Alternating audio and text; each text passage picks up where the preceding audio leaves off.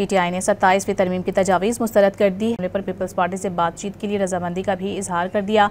PTI रहनुमा असद कैसर ने गुफ्तगू करते हुए कहा कि 27वीं आईनी तरमीम का प्रपोजल मुस्तरद करते हैं। 26वीं तरमीम के दौरान भी आईनी अदालत की तजवीज़ दी थी। आईनी बेंच के भी खिलाफ थे। 27वीं तरमीम से अदलिया का मुकम्मल ख़त्म किया जा रहा है। 27वीं तरमीम के खिलाफ अगर पीपल्स पार्टी खड़ी हो तो उनसे बातचीत के लिए तैयार हैं। पीपल्स पार्टी से अब भी उम्मीद है कि वो आइन को बचाने में किरदार अदा करेगी। आइन की बहाली NFC अवार्ड पर बिलावल भुट्टो से भी बात करने को तैयार हैं। PTI ने 27वीं तरमीम की तजावीज़ मुस्तरद कर दी। हमले पर पीपल्स पार्टी से बातचीत के लिए रजामंदी का भी इजहार कर दिया।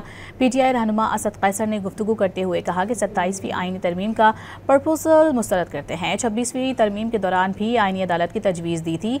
आईनी बेंच के भी खिलाफ थे।